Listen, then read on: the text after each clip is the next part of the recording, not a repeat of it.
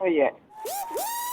Ladies and gentlemen, stand to your feet and make noise for Gresh. Let's go! When the club go around here, I'm the cactus. Bang, bang, gang, I don't owe you jack. When I'm in the ring, it's just me and my best friends. OC cutting no slack. Hollywood Miz, you can put me on the A-list. Gresh Unleashed, better put it on your playlist. Me and my fam be ballin' like the Bruce. Fight night, baby, hard hitting like Sheamus. Family first, yes, bloodline business. Winning all the gold, look at how they witness. I was taught to be the greatest. 1,000 days I'm running, check out the book of Guinness. Coolin' with the baddies in the baddie section. Guarantee you they ain't jaded. Yellow, you baby face, I ain't feeling your gimmick. The fans think it's overrated. Brock Lesnar on the beast. Eat, sleep, flex, and repeat. Whole new swag with a price on the tag. Coming live from the west to the east. Better recognize on the mouthpiece. See the power level gotta increase. Bringing content on a daily. Feeling like Gresh Unleashed. Greetings and salutations, ladies and gentlemen, boys and girls, non-binary pals, baby mamas, baby daddies, and everybody in between. Welcome back to the Gresh Unleashed podcast. This is episode 52 of this podcast. Joining you as always is the voice that does the most, the purveyor of mischief, Gresh. And joining me, as always, is none other than my main man, my right-hand man, my partner in crime, my best friend. He is none other than the voice of the Gresh Unleashed podcast, as well as representing the Life's a Botch podcast, as well as OTS Media. He is none other than my main Hi-Lite. Real, what's good with your partner? What's good? What's good, everybody? How's it going? We keeping it popping like some chicken grease. We in the building, you know what I'm saying? Negro, what? I got it from Big Crit, dog. Yeah, blame Big Crit. Chicken grease? Yeah, keep it popping like some grease, baby. That's what, you know what I'm saying? That's what we do. Keep it popping like some grease. All right. That sizzle. You know what I'm saying? Yeah. Man, We just going through the flow. Hey, y'all, let's get it. You know what I'm saying? But we're here, man. We're here. Phenomenal week in. Yes, sir. And all that good stuff. Christmas holiday parties and gatherings. Yes. And, a few days closer to my vacation. Getting the fuck up out of here. Hey, man, hop on that jet, that plane, just get out of here. That's why I'm getting all the content. That's why I've been scrambling all day, because I'm been getting all the content out of the way now. It's because once Friday hit and I hit that plane, I'm not touching a single content. I'm doing nothing. Not touching. If it didn't get done before Friday, then it's gonna get done after Friday. It's gonna get done on probably Tuesday or Wednesday when I get back. But nah. Your boy is out. It is too depressing here. Out. I guess we can go ahead and before we get into today's show, we might well go ahead and give you guys a few rundowns. Like always, shout out to for those of you who support us over on Patreon, patreon.com/Gresh Digital. Appreciate y'all for real. Like y'all literally help with the bills here. But also we got I'm tongue-tied, we lie, baby, but it is what it is. We got a few updates as always before we get into today's show. Gresh Unleashed News, our third annual end of the year awards will be going down next week on December 26th. It will be on the tape delay for those of you who don't know, because I won't be here. But it's still going down next week nevertheless. For those who aren't aware or are new around here, the End of the Year Awards is a cross-podcasting show where we basically treat it like the Slammy Awards, where we create categories and award the winners.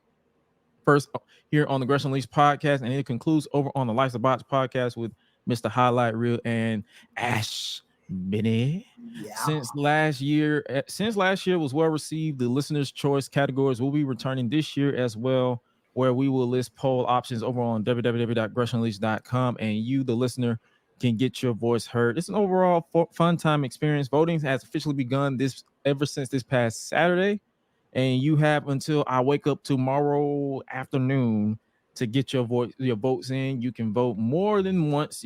I've been seeing you guys been voting more than once, but make sure your favorite wins, because we got to give these people they flowers, they props, and we want to make sure that you guys pretty much we got you with the props and the flowers, but we want to make sure the people who listen to this podcast every single week get their voice heard as well. And make sure you guys vote to get your favorites the victory. That's all it is.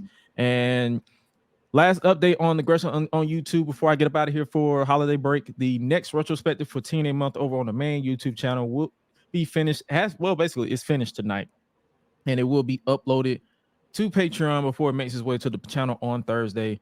The retrospective will see us step back to the year 2010 before Bobby Roode turned on James Storm as Beer Money clashed with the Motor City Machine Guns in a best-of-5 series for the TNA World Tag Team Championships. This series of matches was fun to relive, and they aged perfectly, in my opinion. But you will get my unfiltered thoughts on that. And hopefully you guys are enjoying these retrospectives that I've been putting out, because it's something different for the channel. The gaming content is not going away, but it's just something that I'm shifting my attention to and my focus to, mainly as I get older and as I mature more as a content creator. The gaming community, as far as like what I'm doing with the gaming, it's a little stagnant. I mentioned this in my Discord that I feel like I need to always up myself with challenges, and doing it in the gaming isn't really hitting like it should. But you know what? That's the beauty behind me. I love a challenge. I love a good challenge. So hopefully you guys enjoy those retrospectives. Hopefully you guys enjoyed my Bobby Roode and AJ Styles that dropped last week. Been doing a lot of like tweaking. Like you can even see how I'm doing it, like with the intro, doing the custom music, messing around with Logic, and like doing all this stuff, doing the stripping of the vocals and remixing stuff like that. Like, and you never know. Like I might end up getting someone to rap. Like I'm basically treating the retrospectives and my channel as my baby. And my baby, shout out to y'all who helped me get to 8K subscribers over there. Like would have been more if life and these hard drives didn't whoop my ass for these last couple of months. But yo, we are not focusing on the negatives. We are going to push for the positives on into the new year. So hopefully you guys tap into the retrospective that's going to drop. Beer Money versus Motor City Machine Guns Best of 5 series. Tap into youtube.com/@itsgresh. And it's Thursday, and then hopefully you guys enjoy that. So, you peep football this week? I did and I didn't, but I did for the most part. Yes, I did get some football in. So yes, we can talk some football. Let's do it. All right, yo. So we might as well go ahead and handle business accordingly. So, let's go ahead. All right, so my Dolphins defeated the Jets, literally 30-0. Why did y'all show up? I gotta ask, why y'all show up to work? Why y'all was there in physical, but y'all wasn't there in spirit, because y'all literally did not get one single score.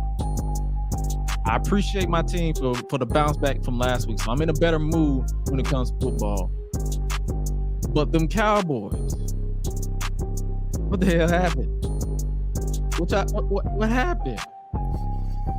What happened? What was that game? That's all I got. That's all you got. That's all I got to ask. That's all I got. Okay. Well, I guess I'll take things over from here. So I'll go ahead and just go into it. What I say, Tennessee Titans yet again have shown me why I was never fully invested in this season as much as I wanted and hoped to be. Sure, nice win over the Dolphins, but I knew it meant absolutely nothing, because at the end of the day, they called a divisional loss again to the Houston Texans and CJ Stroud and those boys. Therefore, it is what it is. We ain't making the playoffs. I ain't tripping. See y'all next year. You know who else ain't making the playoffs? Them Falcons. yeah, they in the same boat. Yeah, everybody's been talking about that. Like, yeah, man, fire Arthur Smith, fire the coach. Well, guess what, y'all? They ain't doing Bro, it. I was not even watching the game, and then as soon as I turned on, they was like, bro, watch the Falcons. I was like, bro, do I have to? I said, all right, I'll do it. And they lost. Well, to you Cowboys fans, here's the bright side. If you wore your lime green on Monday night, at least the Eagles lost. Therefore, you're still number one in the division. It's the holiday season. It's the holiday season, ladies and gentlemen. So we just here having a good time talking about our good football. Had to Had to throw a little salt on the wound for fun and games. So I'm so stupid, man. What the I hell? love it. Man? I love the stupidity. I love it. We're here for it, baby. We're here for it. Speaking of more stupidity, let's go ahead and switch to either or both of them. For those of you who don't know, where we create one or more random wrestling scenarios that we would have 90 seconds to choose and explain why it could or could not work. And if the person can't choose, their safe word or cop out is to simply say both of them. This one ain't really, I guess you could say it's a question that I have, but shout out to Jamel Lewis on Twitter. Okay. He asked this question: have we evolved past the need of a Royal Rumble match to determine the WrestleMania main event? And then this is the part I added. If yes, what should replace the concept? I say no. I love the freaking Royal Rumble. It's one of my favorite matches, man. It never gets old. What do you mean? Like, See why somebody would say it gets old because it's the same thing every year. But the beauty behind it is you don't really see it often. Like you see the money in the bank, you see a battle royal, but you don't ever have that same feel of a Royal Rumble. I think that's why. I think you guys are seeing too many battle freaking royals. And that's the reason why you're saying that about the Royal Rumble. See, battle royals are ruining the Royal Rumble because you do battle royals so doggone much. You know what I'm saying? At the end of the day, if you didn't do battle royals, have WWE done a battle royal this year outside of the Royal Rumble? I feel like they have done one this year. We was there. Yeah. They gave it to LA Knight because why not? At that time that was before he was getting the type of pushes he's getting now. So that was the main reason why he was on the card. Pretty much, yeah, because they knew it was a travesty not to have this man on the card, you know. So it was like, yeah, we'll give him a battle royal win, you know, or something. But no, dude, like, I like the concept of the Royal Rumble. I've always loved it. I mean, I can understand why people got tired of maybe the Survivor Series elimination match, the traditional one. Although I miss that too, even with War Games, I still miss my traditional Survivor Series matches. The Raw versus SmackDown thing, not so much, but in Triple H's era, he can make that more interesting again, in a sense. Now that GMs are back, it can kind of make a comeback in a more or less corny way. Team Blue versus, like, it can now be like how we've seen the GMs actually going at war with each other, like trying to get the top free agent signing, trying to get this and that. Like, you know, I hope if they bring back the traditional Survivor Series matchup, they add some extra stake of the winning brand gets exclusivity in the Royal Rumble with like number one pick or something. I don't know, just a title shot or something, you know, kind of like what I told you about, like, make it interesting where it's like one woman and a tag team and a mid-carder and a you know, main event person trying to go for a title shot. Like, if your winning brand wins, each member on that team gets a title shot of their choosing. Are you basically saying like you wanted to be more structured? Yeah, if they brought that back. And I mean, with the Royal Rumble, I just, like I said, it's as long as the person winning always main events WrestleMania. Now, I will say, to answer that question, 2-night WrestleManias does make the Royal Rumble just a little bit more complicated. Not irrelevant, just complicated. Because typically you win it, you're supposed to main event WrestleMania. At that time, it was one night. With it being 2 nights, that would indicate you either need 2 Royal Rumbles, which you kind of do have that with the women. So to me, I guess that would mean either the women's Royal Rumble winner should main event night 1 or night 2. And then the men should event the US. Should do it. Right. You know, that's just my thought. You know, kind of on that. No, that actually makes sense because I feel like if you do it, and that's why it kind of, I feel like they probably need to rotate, in my opinion. Like if they have the women have a better story than the men, it's okay to rotate. It's okay for the women to close out night 2. Right. I agree. Vice versa. So it's like, but you already know, but I'm looking at it from a corporate point of view. WWE is not going to have Roman main event night 1. He until that Negro dropped, until that Samoa nigga dropped that title, he is not main event night one. Yeah, you're right. So everybody might as well go ahead and get ready to learn Cody versus Roman. Yeah, pretty much, man. No other way. Yeah, I thought that would be fun. Like both of us agree that it's like it's a no. Royal Rumble shouldn't be replaced because it's a fun experience. Like especially if you're traveling to wherever the Royal Rumble is and you get to see like a lot of people legitimately their favorite part is the countdown.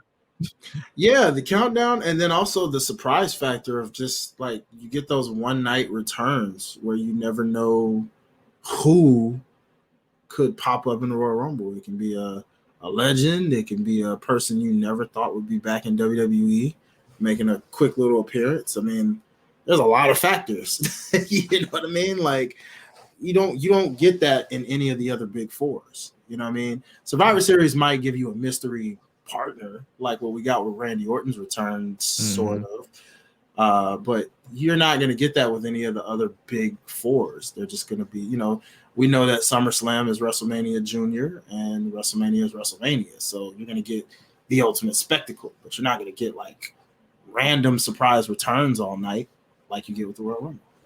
True, and then it's more so cameos than surprise returns because they don't ever come back the next day. It just be true. It just be more so cameo. So it's like a movie or a TV show where it's like a family reunion. Everybody comes back for the Royal Rumble. So yeah, I wouldn't can it either. I wouldn't can the Royal Rumble unless they just get to the point where they just get lazy with it. Facts. I lied the 2022 Royal Rumble. Oh God, the worst Royal Rumble of all time. I mean, there's been worse. Trust me. But I think that one wasn't even worse. That was more so too predictable. There's worse and then there's boring. Royal Rumble 2022 was boring because it was predictable. I like my surprises. I like to be thrown off from time to time. You don't think the Roman Reigns championship on the line Royal Rumble was boring? Oh, that was definitely boring. I mean, because it was just like, well, the title's on the line. Interesting concept, yes, but too predictable. They got me back at the end though when they eliminated him, and then they got interesting. Yeah, it did. But it was just more of like, I mean, even though that is kind of a slept-on Rumble because we got AJ Styles debuting in that same one. Yeah, so there were concepts to it that made it pretty cool, but it's just the fact of like, man, you're compromising the championship by putting it on the line because now we know whoever's the champion is the one that's typically supposed to win. Unless some effery happens like what it did for Roman, which that made everybody pop more so than anything. And then it's like as soon as that settled down, we was like, yep, there's your WrestleMania main event. It's just Roman ain't the champion no more. Yeah, they did it in reverse. That was the most backwards type-ish ever. It was like, wait, what? Hold on. What was the point? Why did we? He won it back anyway. It was just, boy, that man, I can't wait till WrestleMania season when we go back and we just be like, yeah, what were some of the worst WrestleMania main events ever? Because that one's definitely in the top 5. I feel like I have 2 Triple H, well, 3. I was not a fan of the WrestleMania 18 match, mainly because it had to follow Hogan and Rock. So every time you watch that, you were pretty much tapped out by the time you get to the Triple H and Jericho match. Fair, okay. The 2009 one with him and Orton, because all that build-up just for to have a standardized match, not put it in, like no DQ. On it. Like this shit was personal, and you say, "Oh yeah, if Triple H loses by disqualification and count out, he loses the title." You go, what? This man attacked my father-in-law, my brother-in-law, and RKO'd my wife and kissed her in front of me. I am going to murder this man, but yeah, I gotta wrestle. Yeah. And then they had to fight, and then that was another match that Triple H had to follow. Undertaker versus Shawn.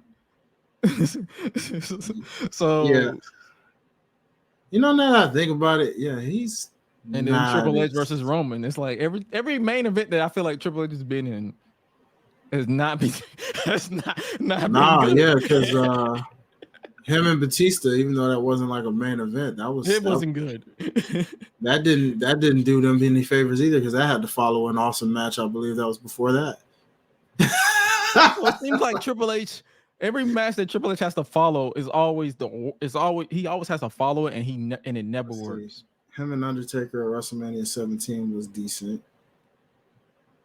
Well, yeah, because WrestleMania 17 was great. Yeah, WrestleMania 17 was great. So what him and Undertaker did was good. And him and Taker in 27. So it's a hit or miss with Triple H in a WrestleMania. Yeah, I see why people were always like, yeah, he was never the guy.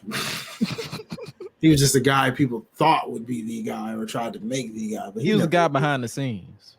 Yeah, he never really was the guy. Yeah, when you look at him, like they wanted him to be that so bad. Now I remember why I didn't like Triple H. It's like people always talk about Rock and Austin or Cena and Batista, but never Triple H, who was literally there the entire time. No, seriously, yeah. The only thing they talk about Triple H is negative, like in his reign of terror. Yep. And even those matches sucked. What's happening? Yeah, even those matches were Jesus.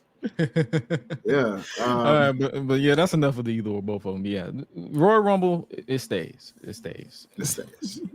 But yeah, we'll definitely link and talk about Triple H or WrestleMania man when it comes time to WrestleMania season. Yeah, so that's gonna be fun to do that one, because we need to revisit some of these WrestleManias that weren't great. Like, God, how did we survive that? That's why I be laughing when people be complaining about modern wrestling. It's like, my nigga, we had to sit through 2009 Raw. 2009, 2010 Raw. We had to sit through TNA in 2011. The beginning of 2011. The only saving grace was Bobby Roode being TNA World Heavyweight Champion, and even that wasn't even.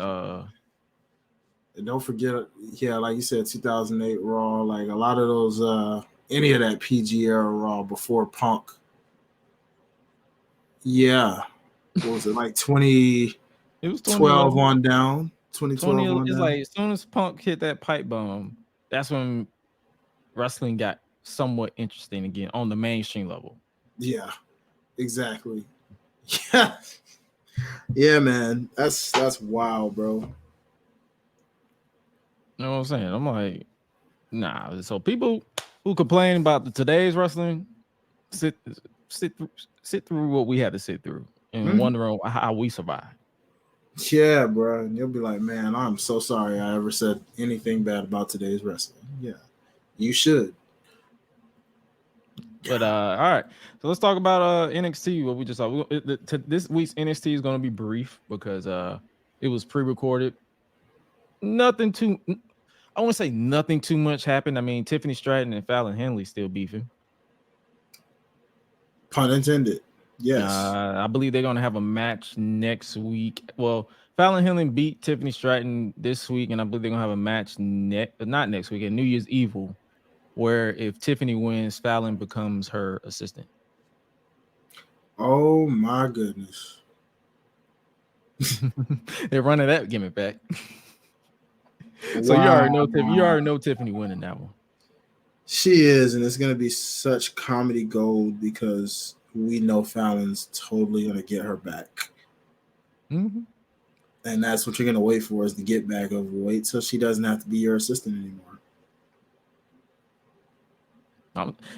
You can tell it's probably gonna. They didn't put a time limit on it. Like they didn't say a month. Nothing. They just said my assistant. So that means, yeah, it's gonna be like probably until Stand and Deliver.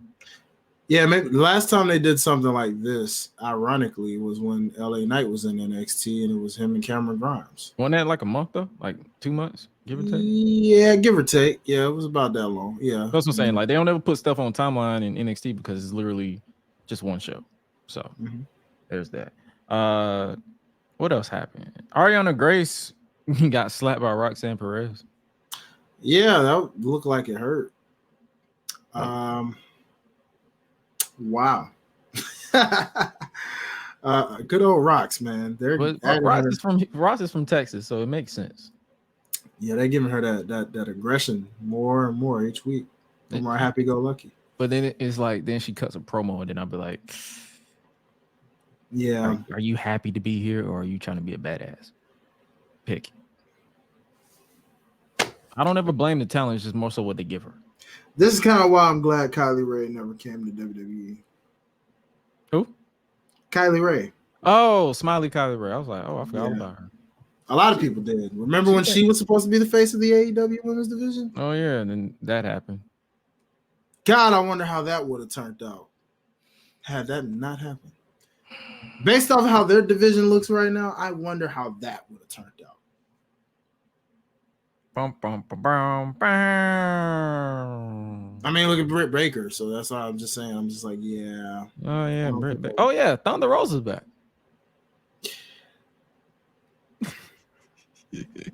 We'll talk about that when we get to the AEW part, because we're gonna definitely talk about it. Yeah, NXT. This may just be me, and I think I discussed this in my Discord too. This NXT breakout tournament has not been good to me, and it's not like great. It's like it's been solid. Let me correct myself. It's been solid. But I feel like everybody is wrestling the same, if that makes sense. Like nobody outside of the pounce that we saw last week, nobody has really been like standing out.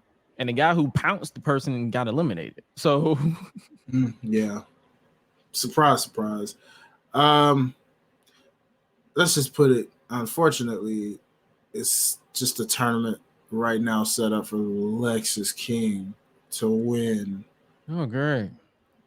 So, I mean, we get to see some people and be like, okay, I like this dude, or this dude. Don't I look excited? Because the Tavion, is it, dude? Who? Tavion, I think his name is. The curly hair dude that looks like a Samoan almost, but looks like he's also black. Yeah, Vegeta beard. Yeah, pretty much. Oh, Vegeta beard. Well, yeah, he's Vegeta beard, but no. I know you're talking about the guy who won later on. Yeah, I know. He's intense. He looks like he'll be something when he's. That's what I'm saying. Like this tournament is like it's not. I'm not saying it's bad. I'm just saying I feel like everybody's wrestling the same style, so nothing is really breaking out to me. Yeah, that's expected with the breakout. Usually, it's just a matter of seeing someone who has an it factor. Like he looks like somebody that may potentially get a little bit of a push, even though he's giving me No Way Jose. Yes, No Way Jose vibes is what he's giving me, minus the whole gimmick.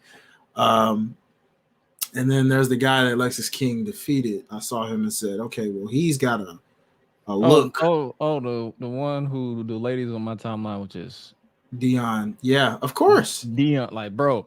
And I see why. I mean, you saw the brother's abs. You saw the look. He's got a Randy Orton like type feel to him. That dude. It's like I don't even know. I don't even think nobody even talked about Lexis King when they just saw this man and just said, yeah. Yeah. I mean, his whole gimmick is when he takes his glasses off, he's intense. So he's basically Superman. Oh well, yeah, okay. You know how when they try to Clark Kent with the glasses, he's just a regular civilian, but when he takes the glasses off, and he's a Superman. Well, that's basically what he is. Hey man, you can make to each his own. Make it work how you work, player. I mean, you know what I mean. You a brother, you put some sauce on it, but look wise, I mean, like I said, he's got something. I mean, if he breaks, I don't see that going too far. But when you figure it out based off the look you have, I know corporate sees it and they like, yeah, this brother has a look. Now you just gotta get the character, and he's in the right place. He's in the right place. He's in NXT. That's where you're supposed to be. Pretty much, yeah. When you're trying to figure it out. So when he gets that, he'll be fine. Kind of reminds me of Jason Jordan almost. Yeah, same height. Damn, you know? Kurt, you out here? You got another kid? Damn. Yeah, Kurt got all the kids, you know, bro. Because they look alike, low key. Yeah, they do kind of got the same. Yeah, they do. Built the same. Yeah, So, that's what I was thinking when I saw him. I was like, yeah, you kind of like another Jason Jordan. Wow. Okay. So yeah, don't be surprised, y'all. Don't be surprised. You might got your next Jason Jordan right there. all right. I think so might as well go ahead and talk about it. Melo is still guilty. I ain't even gonna hold y'all. I don't know why he trying to sneak his way into the title match. The nigga's still guilty. The nigga is guilty as charged. He is guilty as accused.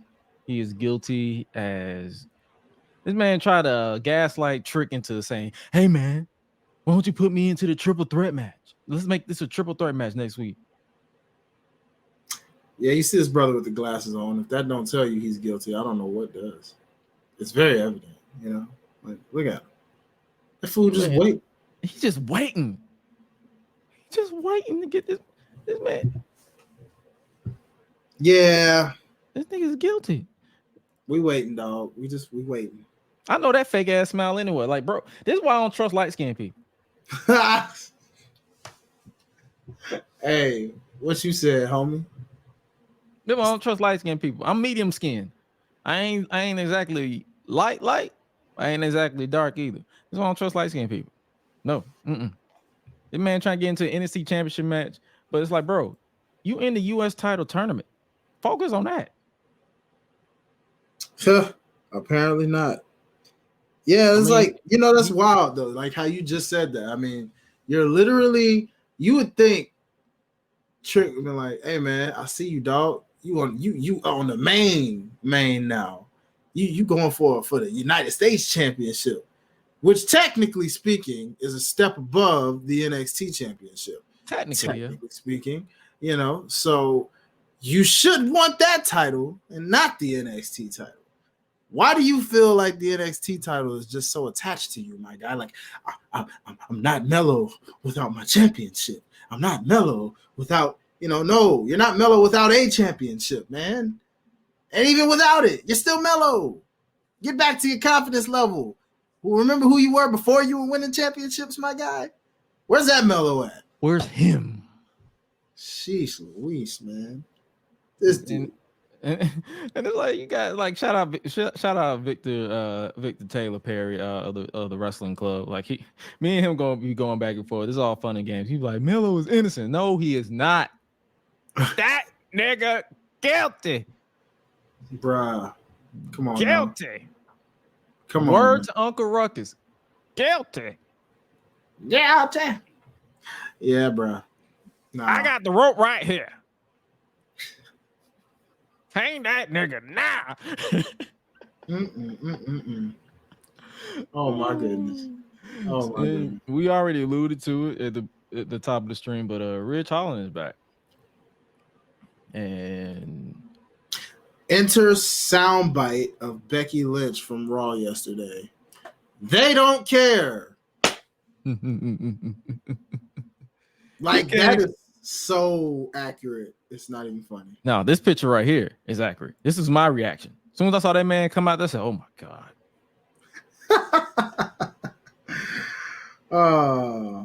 Why, people? Please, somebody tell us why they even decided to think this was okay, to think we would care about this guy as a solo act, in general, for that matter. Why? Does anybody have the answer? Because I still ain't forgave homie for what he did to Big E. Personally, that's just me. I know Big E forgave him, but it's just like, bro, and I'm not even the type of person that's going to bring up the injury because accidents happen. But it's like if you take away him injuring Big E, injuring which one of the Pretty Deadly did he injure? Oh dang, I forgot all about that. Yeah, the blonde-haired one. Yeah, one of the Pretty Deadly ones. And then it's like when you take that away, as a character, he was my least favorite in the Brawling Brutes. Mm-hmm. It was always Sheamus, Butch, Ridge. Well, Elton, thank you. Elton, yes, Elton. Yeah, that's what I'm saying. So it's just like, Yeah, This has nothing to do with him injuring people, being I can't say injury prone. What is it? Was unsafe is what they used to label it, I guess. Because remember Seth used to get that reputation earlier. Yeah.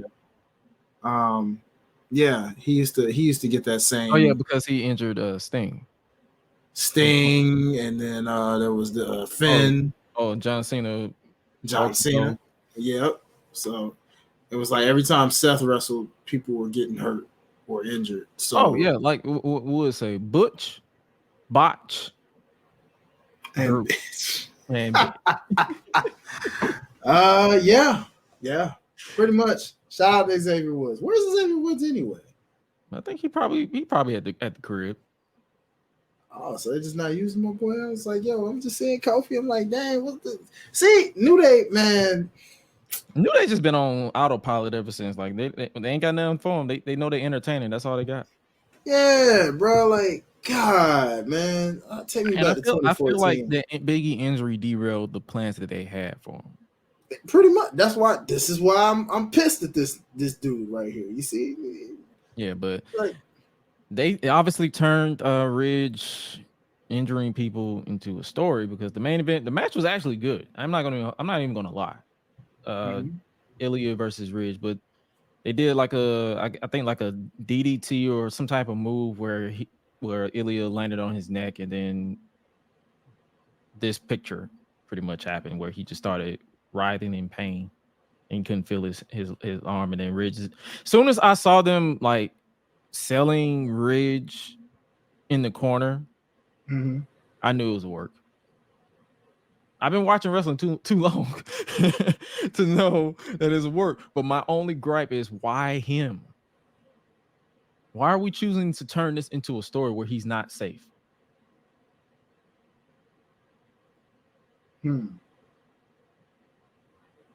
Well, if the shoe fits, you might as well capitalize it, I guess. I don't know how far you're supposed to go with something like that, but I mean, the proof's in the pudding. You just went down the list of people this man's hurt within a span of what? Not even 5 years. Less than 5. Like, yeah, I mean, I guess you saying it's a work. I hope it's a work. No, because I feel like if it was an actual injury, they wouldn't have aired it. Maybe they didn't have a choice. How you gonna camouflage that? Think about it. Maybe they didn't have a choice but to air it. They probably just chose not to talk about it in the news sites. Now that's the only thing that make me say, okay, that's probably what was work. Because if I guess the news would have leaked it, but I don't know. We're gonna have to find out, man, because something's gonna tell us as we go along. If we see that man, like you said, if we see that man pop up, not gonna say like nothing happened, but let's say he's just selling, then it's like, okay, you're one heck of an actor. Like you.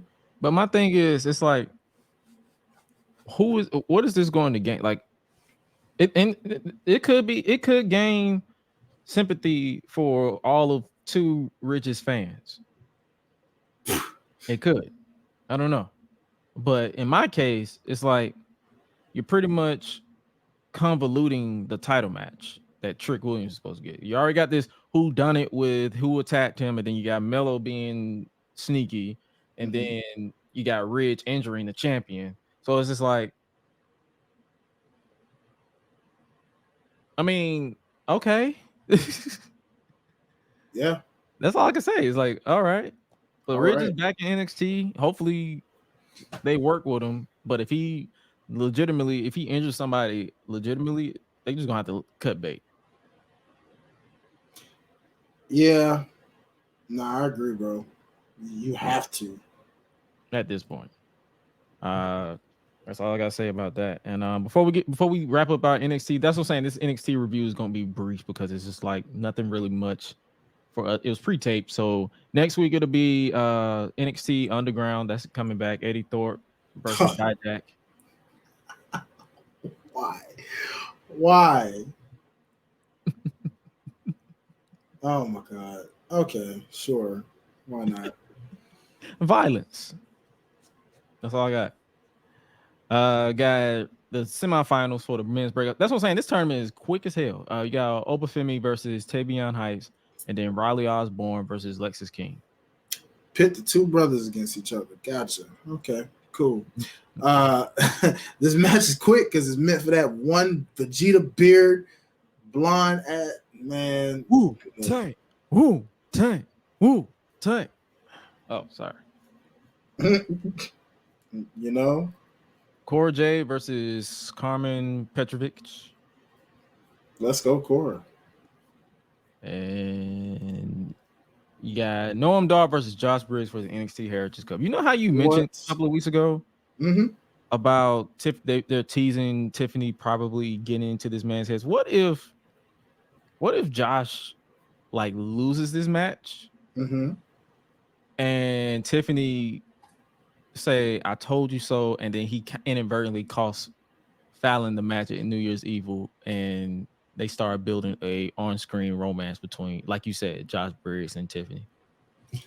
That's an interesting aspect. It gives them something storyline wise, because what the heck is Tiffany even doing? You know, I mean, because that was a random appearance that they did, and they never interacted since.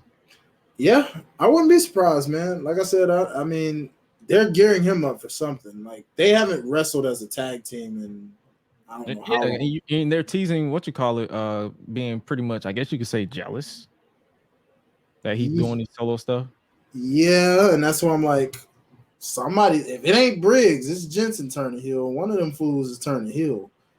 I'm just waiting to see which one of them. And I thought it was more, Jensen. I mean, Briggs, honestly. He just gives the JBL modern day vibe. They've been hyping him up. They've been hyping him up as the next JBL with his clothesline. So yeah, he's an adopted version. I can see it working for him for sure. In his own way. So yeah. Okay. Well, that's NXT next week. We probably won't talk about it because it'll be end of the year award. So next week will not be a NXT review. I guess the next NXT review will be in the year 2024. Good old New Year's Evil. All right. Let's talk about Raw, I guess you could say. R-Truth continues his mess with the Judgment Day. I love my guy Truth. I watched that promo about I don't know how many different times, bro. Just laughing my butt off still. Like, you know who I was laughing at? JD McBig ass head. That's you. JD McBig ass head. That's who I was laughing at. I was laughing at that man. This man phone ringing. JD and his big. But I was laughing at this. I was laughing at this man. Oh, but the way this man was dressed up. Did you see how this man was dressed up? Yeah, I did see it, and I was like, you told him that was a good idea.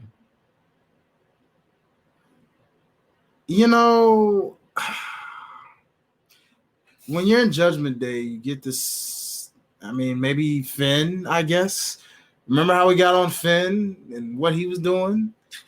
I guess when you're the pupil of a guy like Finn, you get the idea that I'm going to dress like I'm Tupac Light. No, man. This man dressed like he belongs on a corner store. Not a corner store, dog. Oh, shoot. Come get your JD McDonough's now. We got them right here on the side. Ladies and gentlemen, step right up. Here's your JD McNuggets. JD McNuggets. Here you go. Buy two, get one free.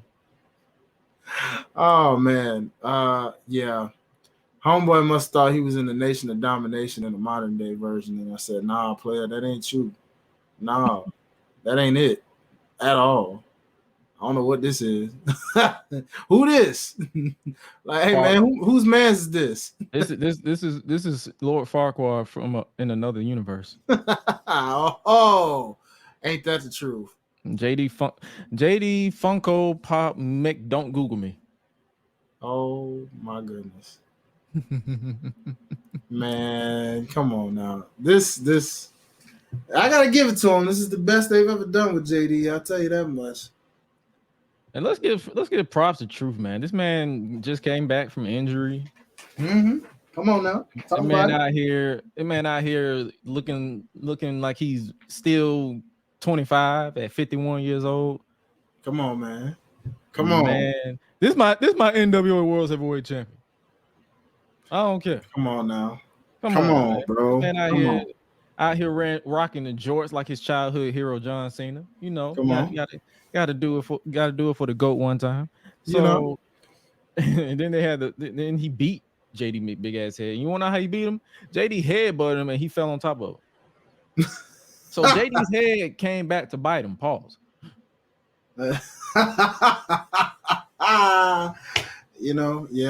Basically in a sense. Deshaun said head so big he'll beat Sakura in a headbutt match.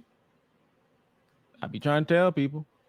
They thought this was a joke. Nah, homeboy got a big head. Pause. But still. Mm-hmm. This man.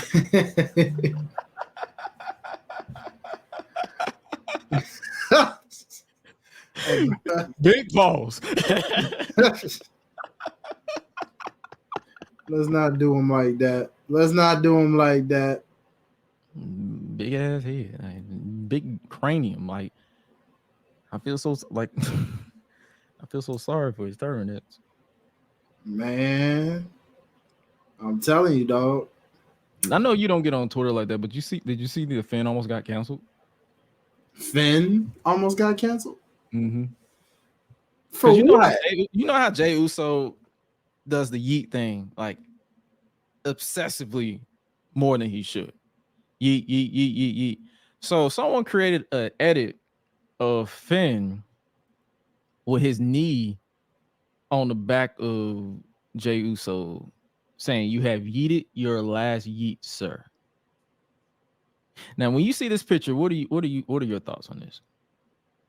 That somebody had way too much time on their hands and decided to just say, "I'm gonna do this and make this look the most uncomfortable ever." That's not even fair to Finn. Why the hell are we doing this to Finn? Why would you do that? Because he reposted it. Yeah, he likely did that to be funny, but Jay actually commented and was like, "What?" And I'm pretty sure they was probably laughing at it. Yeah, but in my case, I think the reason why I didn't get offended, did I find the picture funny? No. But that I was like, but I think what I did find funny was the fact that he was doubling down after people on Instagram was like, "Bro, take this down," and he posted it on Twitter. Mm-hmm. But then when I log off, because I went on by my day because I have bigger, more important things to worry about than a subpar edit, I come back on, people trying to call this man racist and all that stuff, and I'm like, huh? Wow. All because he reshared a picture. And just like, I'm not here to tell people how to feel, because if you were offended by this, you have every right to be offended. But at the same time, it's like, I'm not going to cancel this man for something he probably barely paid attention to, like at all, and that's why I'm like, why is that even a thing? I don't blame Finn for that. If that cancel label gets put on way too much, I'm like, bro, come on, he had nothing to do with that. He didn't sit down and make it. I'm pretty sure that man don't even know how to edit. You know what I mean? You yeeted your last yeet, sir. There's nothing offensive about that, bro. Like, nah, nothing. Stop. Just stop. Nah, like it. I don't even want to dismiss. Like I said, if you were offended, you are entitled to being offended. Agreed. But I'm just not. I'm not on that board. Yeah, y'all on your own with that one. If that's sorry. Yeah. That's someone who ain't sorry though is Nia Jax getting personal with Becky Lynch. Did you peep that promo? I did, and it's hard not to just look at Nia most times, even when I don't listen to her words. Yeah. If I don't, I'm just like, yeah. God. Lord have mercy. Like, Lord is my shepherd. He know what I want. Excuse me, Miss Jax. Miss Jax. Man, every day, all day, man. But I like the exchange of and war of words amongst these two. And like I said, I really love that bomb from Becky of like, they don't care. I'm like, bro, if you don't forever use that and clip that from now on, I swear to God. Oh yeah, I'm definitely gonna put that. I'm probably gonna go back and put it on my board tonight or tomorrow. Like, they don't care. But I like because she I ain't gonna lie. Even though Nia was getting personal, I mentioned the kid and all that stuff. Becky flamed her. I was like, stall her out because Becky was like, your entire existence here is built on someone else's name. First, it was your cousin. Then it was mine. I'll go down as the greatest to ever do it. Your claim to fame will be breaking the nose of the best to ever do it. And I'm like, yeah, Becky, bruh. Well, goddamn. Becky is always going to be on that mic skill level. Just you know how they say, you know when they say they put people through the gauntlet of test to see if they're ready. Can you hang with them? For Becky, to me, it's not the in ring if you can hang with her. I mean, granted, yeah, we know she can do what she can do in the ring, but you can go toe to toe with Becky on that mic as a woman. Yeah, you in there. You getting that right. She'll be like one of those tests. It would be like her, I guess you could say maybe a Bailey, really all the four horsewomen. Even if Mercedes ends up back in WWE, I feel like the whole gauntlet of four horsewomen because they all have their different skill sets. You know what I mean? Where it's like if you can put on a 5-star classic against Mercedes, then yeah, you got it. If you can hang with Becky on the mic, yeah, you got it. You know, if you can hang with the athleticism and you got the look of a Charlotte, yeah, you're in there. You know what I'm saying? And then I guess in Bailey's case, let's see, what would it be for Bailey? It's a matter. Aside from that, man, we know that. That we know. Don't get me started there. Don't you? She was that way even with the flat tummy. You know what I'm saying? Like, hey, dog. Hey. We know. Yeah,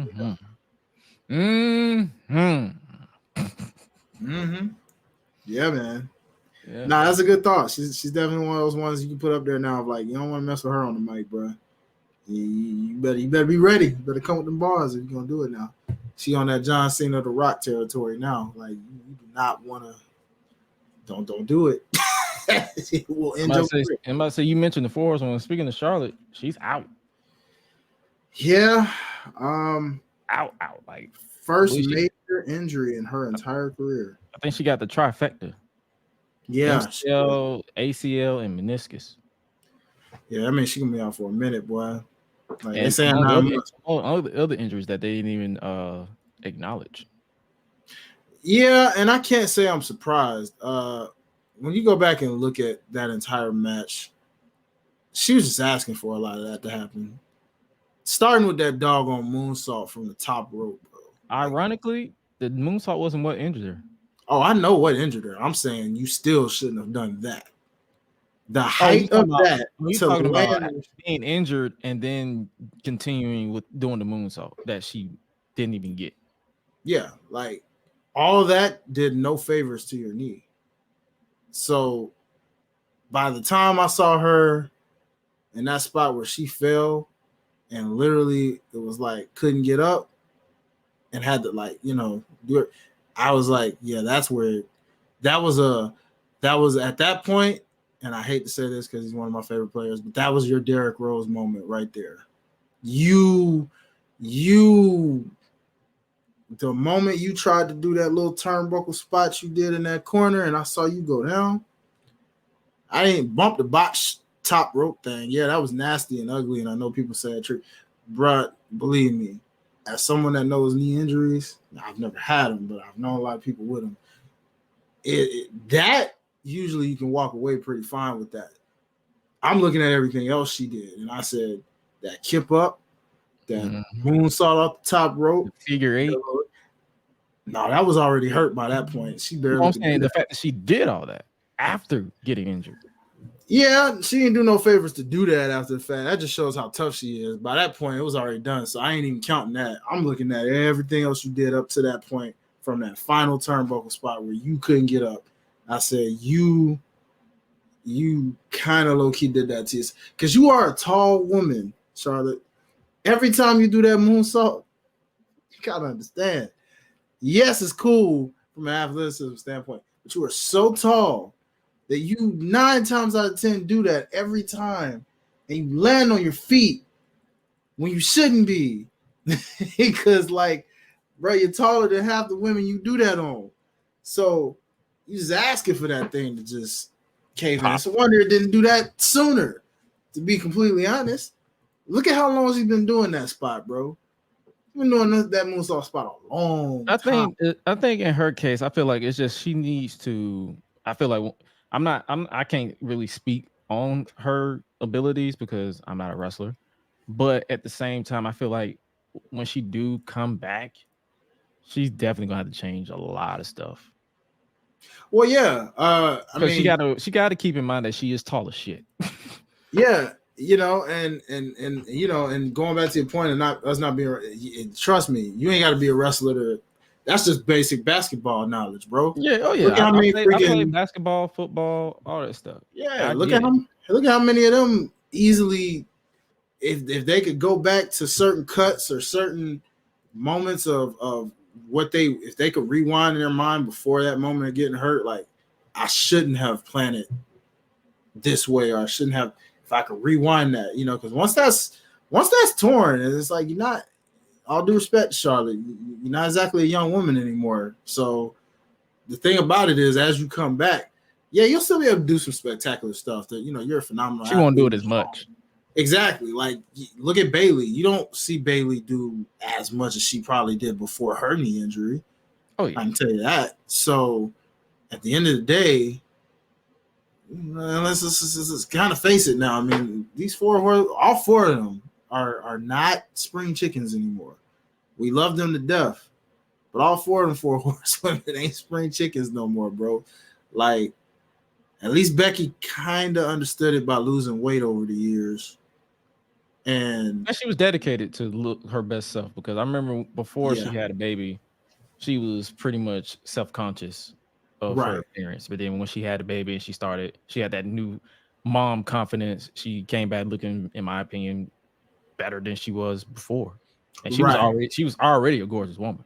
Of course. So she came back looking more gorgeous. I'm like, how the fuck is that possible? Yeah. And that's why I'm like, because you look at Mercedes, been out the majority of the year. Like, even though we have her in some categories, I mean, you almost because she was here for 6 months of the year. That knee injury just fucked her up. Yeah, and it's like, the ankle injury. Was it ankle? Ankle. Yeah, it was an ankle. But still, even then, I mean, out of all of them, she's the one that's dealt with the most injuries, per se. Which is expected because she did go to the Japan style where they feel like everybody is getting injured. So follow Stardom. It's like every time I look at my timeline, if you look at follow Stardom stories, someone's injured, and I'm like, well, goddamn. Oh yeah. Yeah, and like I said, I mean, we saw what happened with Bayley. It was very tragic and unexpected, but when it happened, like you said, you haven't seen Bayley still put on some bangers since being hurt. Yeah, for sure. But you can tell that a lot of what she did when she was like early mid-20s Bayley to this version of Bayley, and 2 different Baileys. You know what I'm saying? Like a lot more psychological now than she was. And it's easier because she's a heel now. So, for sure. If she was the baby face, it would have been different. But seen as the heel's pretty much philosophy is to be psychological and slow. Well, we're gonna see, because she's heading right back to that babyface category in a second. So hopefully they don't go do a full 180. Like, I don't want to see the hugger back. I want to see a more mature Bayley. Yeah, I'm about to say you're never gonna get that Bayley back. You're only gonna get that Bayley if it's like a John Cena situation, or a John Cena situation where he came out at one WrestleMania at one time as Dr. Thugonomics, and I was like, yep, that's it. That's all you're getting. But yeah, so all we could do is just wish Charlotte a speedy recovery. For sure. And hopefully 9 months to a year. Hopefully when she come back, she's bigger, badder, better. As Seth Rollins said when he went down, redesign, rebuild, reclaim. So yeah, he's another one. Yeah, you're right. oh yeah, his entire style changed because of a similar injury that he got because of that. Yeah, I can only I mean, like I said, hopefully, as we said, not only just prayers and stuff, but it's a blessing in disguise, but it also sucks. It sucks because now we won't get that. I guess we were gonna get Charlotte and Bianca. That's just an assumption. I feel like that was more of a fan assumption that that's where they were going, even though I didn't really see them build to that. Yeah, not even tease. So I'm just like, yeah, I couldn't tell. Yeah, the way they were on babyface track, it was like I don't think by now we would have known if that's where they were gonna go. I guess we won't know now, right? But the blessing in disguise is next woman up, man. You're in a deep division for one on SmackDown, but next woman up now. This is an opportunity for someone else to step up. It's up to the company too to put somebody in that position. Mm-hmm. And those are massive shoes to fill. Like I know people aren't really fans of Charlotte. Some people detest her always being in the top division, but you have to look at it from a company's point of view. Now they have the opportunity to give somebody that spotlight. Mm-hmm. So let's hope it's actually pretty fun because SmackDown was pretty stacked. So yeah. Speaking of stacked, did you peep that Miz versus Gunther match? Did it steal the show in your opinion? Maybe not as much as the first time, but it was still pretty solid for a TV style match, for sure. Okay, because I feel like I enjoyed this one more than the Survivor Series match a little bit. I don't know why. Nah, yeah, I mean, I for one like the Survivor Series one more because of the story with how the finish went. You know, to make him tap to the Lion Tamer, knowing that if he would have won, it would have tied Chris Jericho.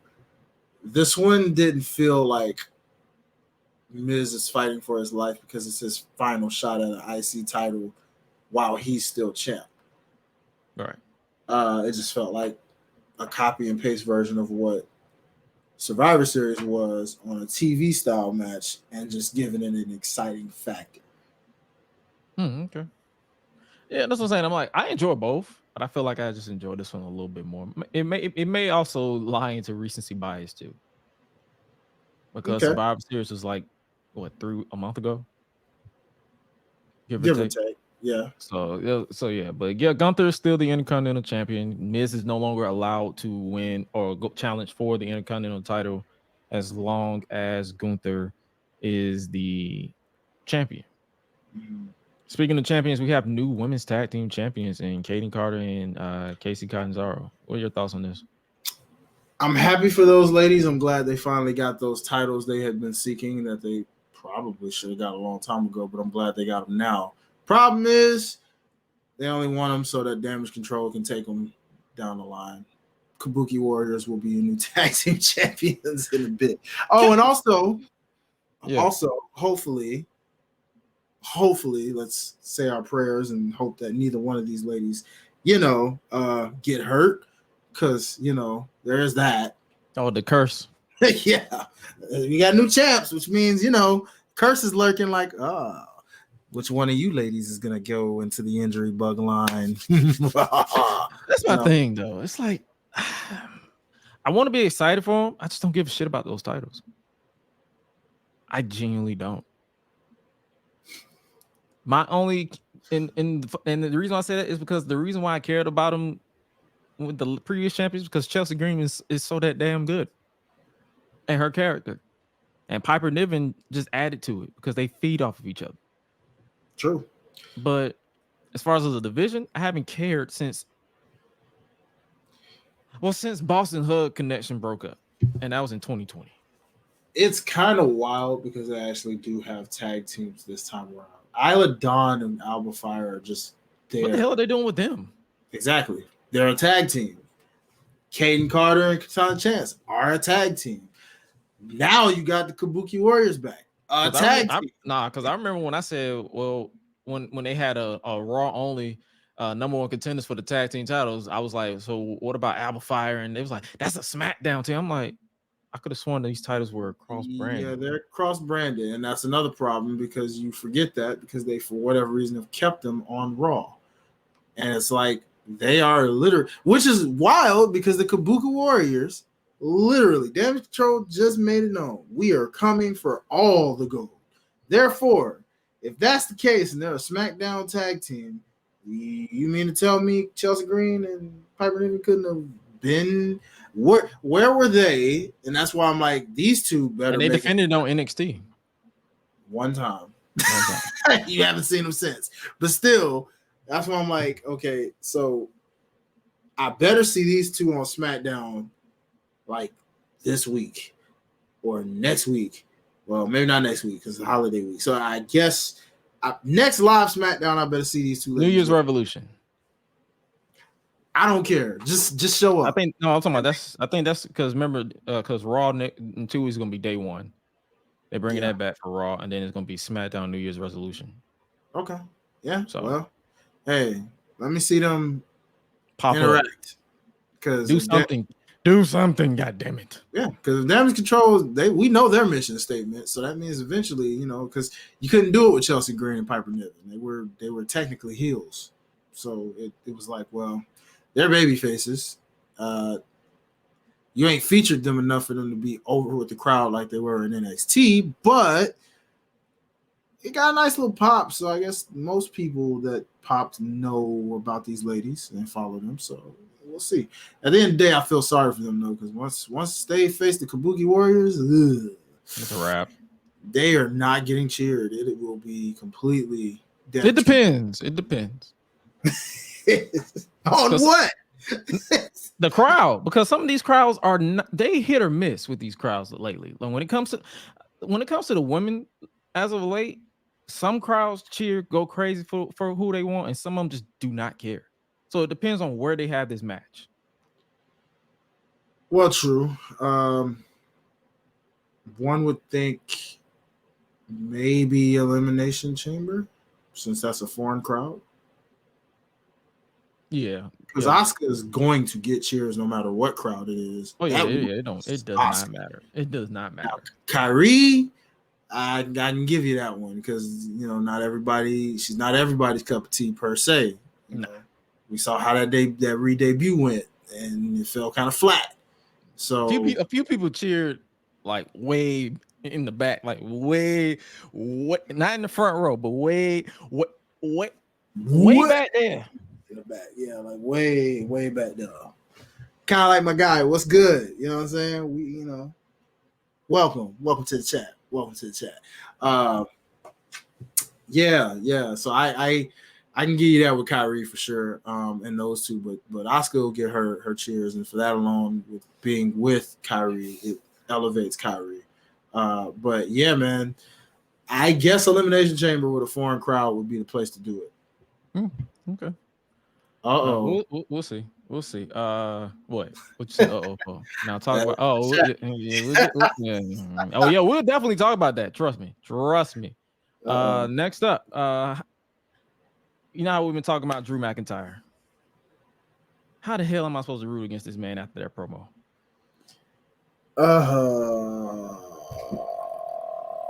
Well, you don't. How the hell am I supposed to root against that? You can't, because it's like when he cut that promo about how he's like all of the time he sacrificed, and the reason why he's obsessed with getting that top prize is because he want to make sure that the time that he spent away from his family is worth it. It hit close to home because a lot of people who know me or who follow me know I lost my mom, and that thought always run across my head. It's like, what if I was at home? Yeah. Instead of always traveling for work. That thought eats at you to the point where it's like, what I want to do this for, I want to continue this. Like, I want to make sure that what I've been doing, the time that I was away, was worth it. So that's what I'm saying. I'm like, I can't root against this man. No, that's fair. And honestly, there's probably some of the real Drew coming out of that one, not even just character. Because, given his contract situation and frustrations that were made apparent while he was on hiatus as long as he was, it does make sense to not root against him. But the sad part is, let's just call it what it is. I feel bad for anybody with that title because you're clearly a number 2. And at this point, you're not even a number 2. You're probably a number 3 because Gunther's a number 2. How is the mid-card title more important than that title? Don't ask. Just saying. Is what it is.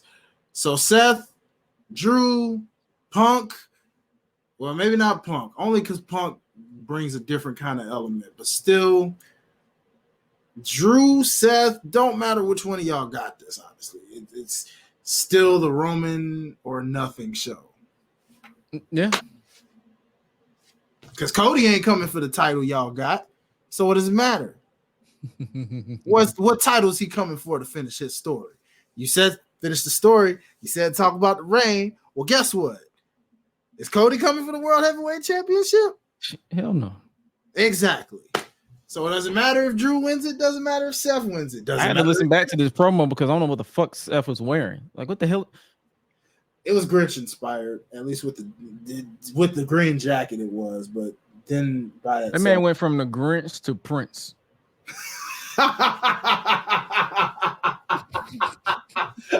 Bars. I'm like, what is happening here? Yo, what the freak? Oh, my nigga said he went from the Grinch to Prince. I didn't know that was the rhyme I ever needed, bro. Yo, what the freak? Oh shoot! Oh man! Wow, bro. Yeah, I was distracted by that man's blouse the entire time. I'm like, what is happening? I didn't hear a word. I had to rewatch the Drew promo for this show because I was like, what was this man wearing? Yeah. What is happening? Like, Seth, you are getting too out of control to where I can't even take you serious in serious promo. Like, you can't wear this and cut serious promos. I'm sorry. That's his stylist for you. I mean, his stylist picks it and he approves it.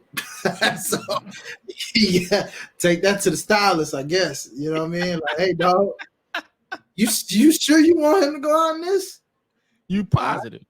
Oh, okay. He wear this. Keep the jacket on. Oh, no. Keep it on. All right. Damn. But yeah, I'm interested in what they're gonna do with that. I guess the last thing we can talk about for Raw or anything else major happen. Oh, did you catch that Shinsuke and Cody promo? I did. I liked it. He called that man it. He said his daddy was inbred. I love the anime. I love how they do these backstage like anime like promos with Shinsuke. They're always just it was actually quite entertaining and fun with how they did that. The creepy music. It gave like a creepy vibe, but a cool vibe at the same time. And I was just like, yeah, this is dope. And then all of a sudden for it to get interrupted by Cody like that was like, holy crap. But also like, dang, Cody, you messed up a good story, bro. You're supposed to finish it, not mess it up. Man, like, we trying to finish stories up in here. You just out here just fucking it up, man. Yeah, I was like, God dang it, Cody. I wanted to hear the rest of that. I mean, I get it. He insulted the man's father and shit. Like, I mean, that's fair. That's fair. Yeah. Can't say that, Someone remixed it. Someone got to send me the link to someone remixed that Nakamura promo. I need to see it. I need to see it at some point. Me too. Last but not least, the Creed brothers. Were you impressed with this showing that they gave the Creed brothers? Oh, of course. I've been impressed with their whole main roster run so far, man. They've been cooking, and they are just vibe wrestlers. They're not even real wrestlers to me. They're just vibes. Yeah, I'm happy for those guys, man. That was a nice showcase to show they will be tag team champions. It just ain't time right now, but yeah, man. Keep it up, guys. Y'all growing. Still need help on the mic. You'll get that eventually. Abs of steel, as he's shown in this photo. Shout out to Finn. That's a hard photo. Pause. Mm-hmm. Still. Pause. But yeah, man. No, I'm excited for the future of the Creed brothers. And I feel like it was a botched finish though, because one of them kicked out I did see that. and Damian was pissed. Yeah. It's amazing how he was pissed in that moment, but he couldn't be pissed when it came to my boy True because he broke character like 3, 4, 5 different times. Oh yeah, for sure. It's amazing how different things will keep you either not in character or in character. But I love it. Yeah. So I mean, hopefully they run it. Honestly, hopefully they run it back in if not at day one at the Royal Rumble. Yeah, I wouldn't be mad at it. I would think, I mean, I don't know if they're ready for them to be the ones to dethrone them per se, but I mean, I guess who else would you go with? If in my opinion, it's time to take the title of the two singles guys and put it on the actual tag team and then just build a tag team division around them. Have everybody obsessed with. They can literally turn it into a story where everybody is just obsessed with saying that their win was a fluke. There's your story. There's your story for the next 2 months. Yeah, that could work. I mean, I agree. It is time to put it on an actual tag team, man. Like, just like Kevin and Sammy, you know, like it hasn't been on a real tag team since the Usos. So it's time. It's time. It's time. So yeah, day one is going to be in 2 weeks. They basically promoting these matches. Natalya and Tegan Nox versus Shayna Baszler and Zoe Stark. Because who cares? Rhea Ripley versus Ivy Nile for the Women's World Championship. Yes, please. You think Ivy's ready for this spotlight? Based off that spot she did in the main event, lifting her on her shoulders, that's all I needed to know. Yes, please. Nia Jax versus Becky Lynch is going to be. That should be something. I ain't complaining. It's going to be something to talk about. That's for sure. And last but not least, the World Heavyweight Championship, Seth freaking Rollins versus Drew McIntyre. So it should be a fun rematch. Do you think they're going to put the title on Drew right here, or you think they're going to keep it on Seth until they get the Punk? Oh, it's definitely staying on Seth. I don't see Drew getting that title. If he does, it would be new to me because I mean I get it. Like Seth's run's getting a little stale, but you know, I guess you're still gonna get Seth and Punk in some kind of way, unless you just feel it doesn't need the title, which it probably doesn't. So, but sure. if they take the title, if they remove the title from scenario, is that even worthy of a main event at WrestleMania, or is that should be a featured match? I feel like based off their story or the story they're telling, the real heat they have. Because it's Punk. Have we forgotten what Punk did in AEW, or are we just going to forget that because he's back in WWE? I won't forget that, but Seth can make a broomstick look good. So even with an older Punk, he'll make that look. He'll make it worth what it is. I feel like this is where we probably going to differentiate. I feel like the world title needs to be in this match for it to be the main event. Otherwise, put the Women's World Championship on the main event and have them open the show. With who? With Becky? Have CM Punk and if CM Punk and Rollins don't have the title, have them open the show. Well, yeah, I mean, you said the women's. I'm saying like if put it this way, rotate it. If the Women's World Championship isn't closing, open. Because if you don't close, the open is always setting the tone. So you would want Rhea and Becky to close the show. That's a close. I'm saying if CM Punk, okay, let me reiterate. If CM Punk and Seth Rollins does not have the world title, they should not close the show. They should open the show. If they do have the title, then they should close the show because of the story. So you want to rob Seth Rollins of getting a main event? I don't give a fuck. he sure do. This man trying to be number one still. He ain't even number two. You ain't even number 3 in this company. Exactly. Number 5. So this man needs this main event. So that's what I'm saying. Keep the title on that man. That's what I'm saying. I'm like, so then that sucks for Drew. Because what did he do for Drew? I'm not the booker. Do it, Booker, man. Find out. I'm just a fan. You see? Nobody can be made happy here, no matter which way you look at it. It is what it is. Yeah. So, but I'm just saying, it's a fun time. This will be a fun time to go through. All right, as we wind down today's show, let's go ahead and switch over to All Elite. Let's be All Elite right quick. Have you been keeping up with AEW? I was gonna say before we did that, we weren't gonna talk about AJ Styles and this. We are. Trust me. Okay. I got it. I got a structure. We're good. Let's talk about AEW. Real quick. Okay. Have you been keeping up with the Continental Classic? I have, and I like certain stories being told from this. I like what's being told with Jay Lethal realizing that he doesn't know how to win on his own anymore, for whatever reason.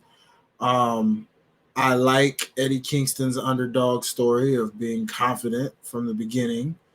Hey, let's put both titles on the line, make a triple crown champion, and then losing his first couple, being disappointed, upset, pissed off. You think they're gonna put Eddie in the finals, or you think there's gonna be a whole new champion?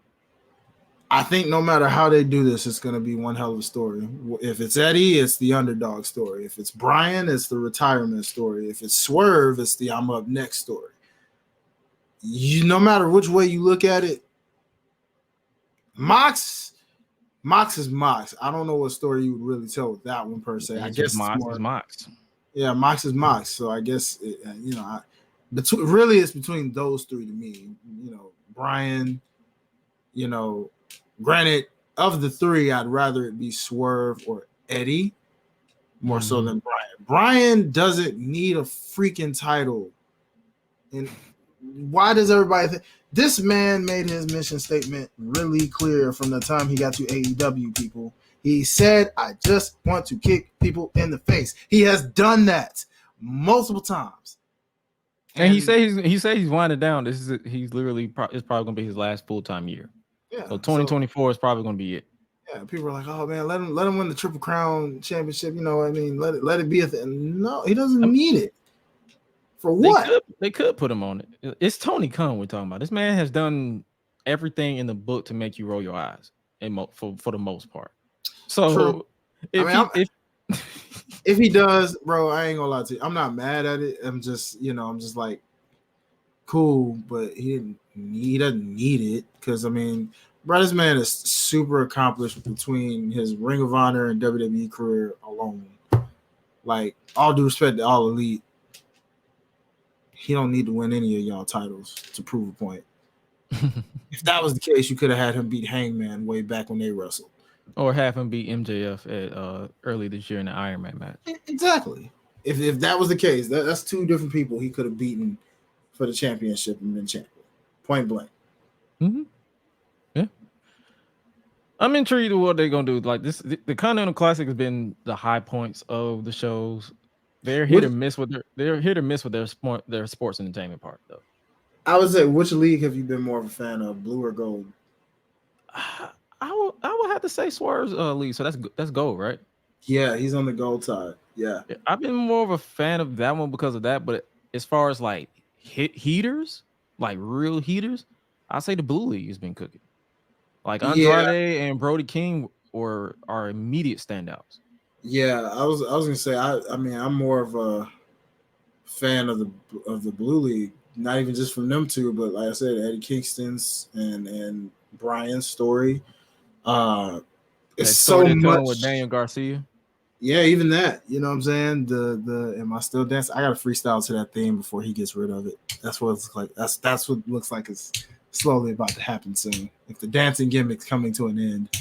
Because I ain't gonna lie, that joint kind of that theme slapped. You said let's go back to Jay Lethal. What else is there to talk about? This man is mathematically eliminated. They've basically been. The story is he can't win on his own. Mm-hmm. That's what they're telling. Trying to get back to that point. So maybe if he's invited back for next year's, by that point he'll shrug off this Jeff Jarrett thing and just do his own thing. Yeah, and go back to the former Ring of Honor World Heavyweight Champion, former Ring of Honor Television Champion that he once was. So agreed. We'll see. That's why I always laugh. I scoff at people. What was it? Scoff? Like I scoff at people who basically be like, the Continental Classic don't have a story. Like, bro, just say you don't pay attention. Every match has a story. Yeah, every match definitely. I mean, even Andrade. It's funny they said Andrade is the his story right now is that he's the athlete that's on a contract year, just trying out and auditioning for his next contract so he can get that big money contract. You feel me? He's in a contract season, baby. I'm at that point now. If Andrade or Malachi want to go back to WWE, let them. At this point, let them. Like, if you want to go back, go. Do what you do. You boo boo. Do you? Mm-hmm. Hey, I'm not mad. Yeah, the Continental Class has been fun. Tomorrow, Dynamite, you're gonna see Jay Lethal versus Mark Briscoe, John Moxley versus Jay White, Swerve Strickland versus Roos. Mox is the current lead in the Gold Rush, but he's gonna be cooking. He's gonna be looking to become the undisputed leads because the finals are right around the corner. I believe next week, not this coming week, but the week after is literally World's End. So it's crunch time. It's legitimately crunch time for everybody here. Also, we got Saraya versus Riho for some reason, or the winner faces Tony Storm at World's End. Just say it's Rio, but I get it. They're trying to earn it, so sure, why not? Why not? And Mark Briscoe still needs to go with the flow since he's still kind of new. That's what I'm saying. If people peep that final battle post medium scrum, that's basically what Mark Briscoe's been saying. He's like he's learning. So that's the story they're telling with Mark Briscoe. It's like he's still learning to be a singles guy because he's so used to being a tag team wrestler. So he unfortunately has to adapt under worse circumstances to being a singles guy. So there's that. We'll also hear from MJF and Samoa Joe. Is this Devil story interesting to you? Because I'm semi checked out. If what's in my head is there, then yes, it's interesting. But if it's not anything that my mind is thinking, then no, it's not. That's about as close to giving an opinion on it as I can give at the moment. I'll put it that way. Yeah, that makes sense. So yeah, Dynamite is going to be cooking. Oh, and we also mentioned earlier, Thunder Rosa is back. So Sky Blue's finally aligned with Julia Hart after getting squirted in her face. Pause.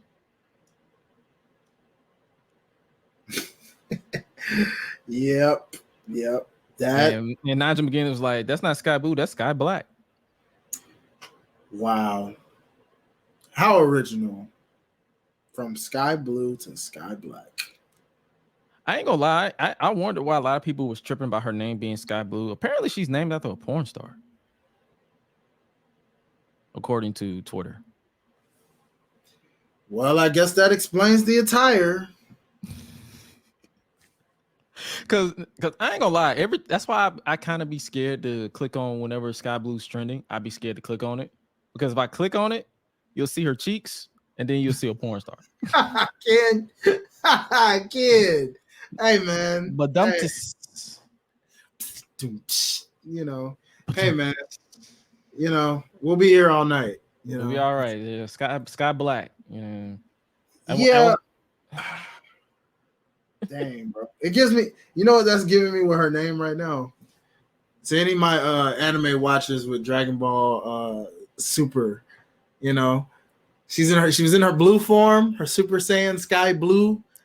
Now she's got her evil twin, you know, Zamatsu, who kind of basically stole her body and decided that I'm gonna be Sky Black, you know. And so eventually what's gonna have to happen is Sky Blue is going to have to come back and go up against Sky Black. And we're going to have the angle like we had at the SummerSlam with the evil Undertaker versus the good Undertaker, you know? the SummerSlam. Or, you know, fake Diesel and Undertaker. However you want to put it, people. That's what you're looking at right now with Sky Blue's situation at some point. Hopefully they figure something out because Thunder Rosa's back. And I feel like nobody reacted to her return in the arena because it threw people off. How could they? Man, look. Yep, same case. What's in my head? I'm gonna reserve judgment on that, but I will leave it at this. Could you come back any more flat than that? I will tell you guys the rest. Make sure you keep it locked with your boy at Hi-Lite Life. Okay, I'm gonna make a video on that real soon. Life's a Botch podcast. No, but could you come back any more flat than that return? Because that will show like a Who that? Nope. Like you were in commentary, they show you, and then later in the show, no build up, no hype. You just ran out like a fan, and you there, and I'm like, there. Huh? And then you're in the match next week. Yeah, she got blonde hair now. She ain't had blonde hair when she was crying about her back hurting. So, yeah. Well, you know that also does it too. Like people, it's like that's the thing. People, I don't gatekeep color hair, but it's like it's so many blondes in wrestling right now. Mm-hmm. You coming back blonde did not do you any favors because we have a million blondes in the industry. Why you couldn't go like red, brunette, purple, any color other than blonde, white, gray? Because Jade Cargill ain't rocking the white hair no more because she's still training. So ain't nobody really rocking the white hair. You could have came out with white hair. The storm is coming in miniature size, but you could it. That's what I'm saying. Like, it did come out flat. I was just like, oh, and then you siding with Abaddon. Of all,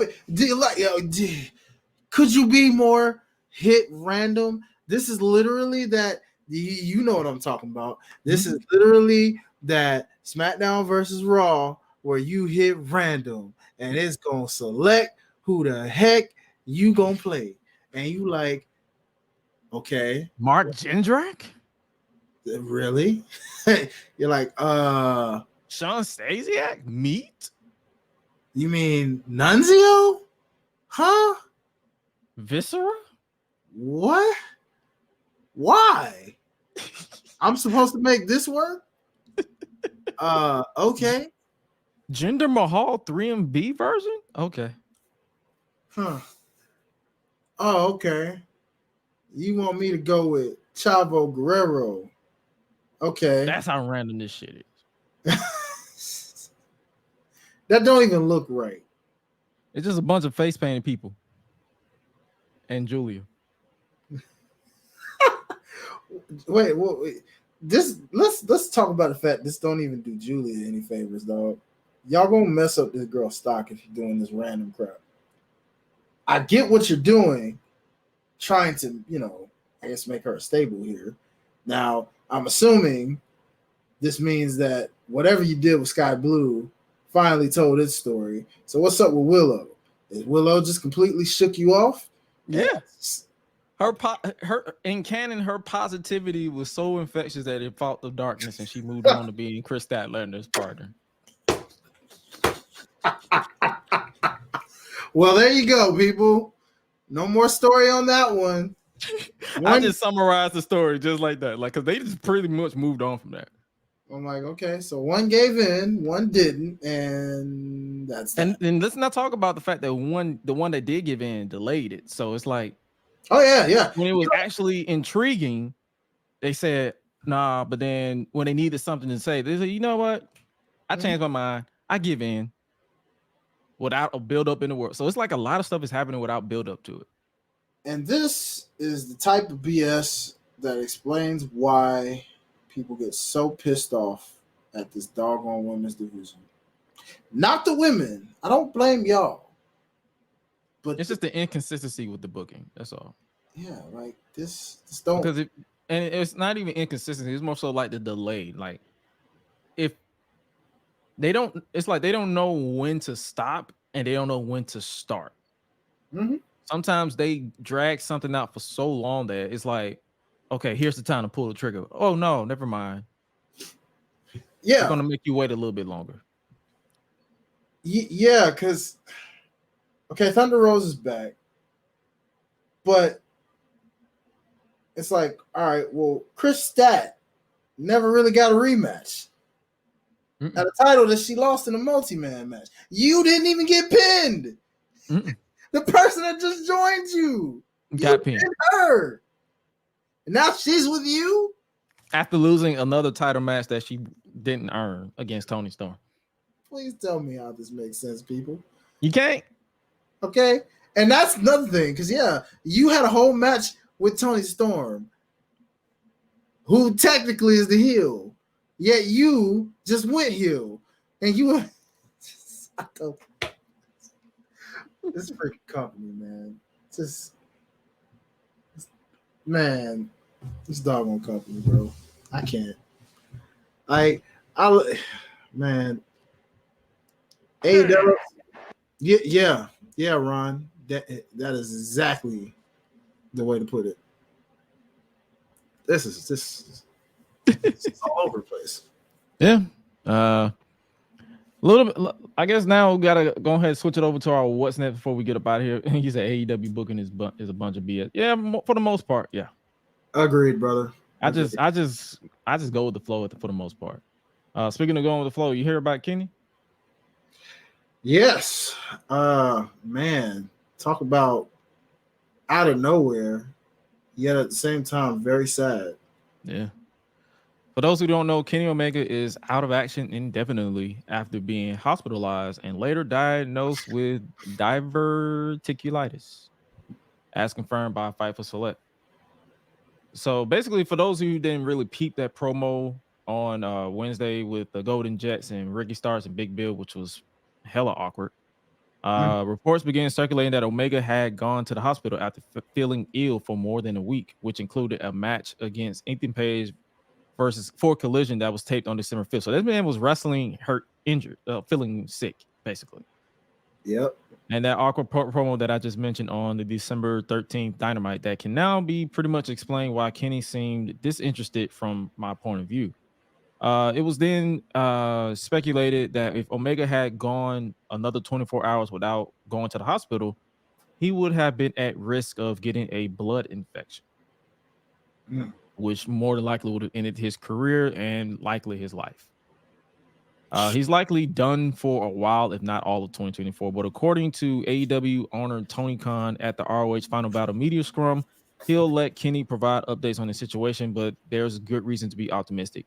So basically, Kenny went to Twitter and said, hey, I can't really sugarcoat this. I'm out indefinitely. I tried to keep pushing past the pain for as long as I could until it became too much. Luckily, doctors caught me when they did. I'll be here. So in the meantime, please enjoy wrestling. So he's done. Well, speaking of done, first off, prayers up for Kenny Omega and everything. Come back healthy and being able to do what you love to do. But speaking of done, well, guess that means Don Callis is done. What are you gonna go now? That story is definitely done at this point. So yeah, you know what? Good. Not because Kenny's hurt, but good. I'm tired of that Don Callis family. It would have benefited if Don Callis family was actually about the people who's in the family and not Don Callis. Ah, that's fair. It should have been Don Callis in name only, but it's all about Don Callis. Target the Young Bucks, huh? Well, they're done. They're still being repackaged. They're currently going to be out for a while. They said it themselves. They're going to take time off for a while before they come back as heels.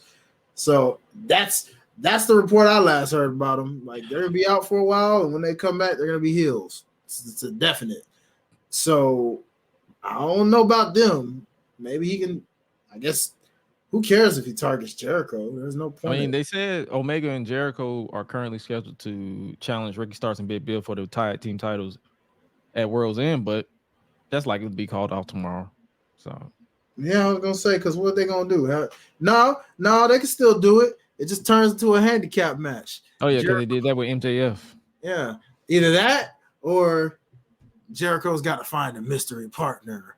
Ooh, who's gonna be the mystery partner? Dare I say, is it a signing from one of the WWE releases? Is Probably. it Dolph Ziggler? No, brother, it's Matthew Riddle.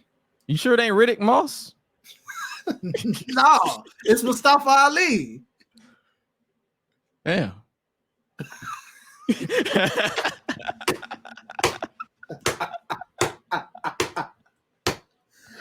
Oh God.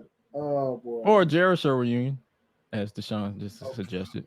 So we're gonna have Big Show hobbling out there. Why are y'all trying to do this man's hip like this? Stop. Let that man have what's left of his hip. Y'all want this man to just die, don't you? Don't do the Big Show like that. Don't do Paul like that. I mean, it's for the love of the game. Well, rest in peace to whatever was left of that hip, if that's the case. Jesus. But yeah, we want to wish Kenny Omega a speedy recovery. Well, not a speedy recovery, a healthy recovery. Like, don't rush it. Like, take your time. Recover. Wasn't this the same thing that Brock had that almost took him out? I do believe so. And that's Brock Lesnar we talking about. Yeah. All due respect to Kenny. You ain't Brock, bro. He a different level of beast. So that did that if that's what he has, definitely best of luck to you, brother, because that darn near almost took Brock out. Like out. Like that man was done. Yeah. So we'll see. Yeah, we'll see. Last thing before we get up out of here, let's talk about who's next to challenge Roman Reigns for the Undisputed Championship, because you mentioned AJ Styles earlier. AJ Styles is officially back on SmackDown after looking yoked. They both juiced out of their minds. Yeah, this man, that's the best AJ Styles look wise I've seen since his TNA days, boy.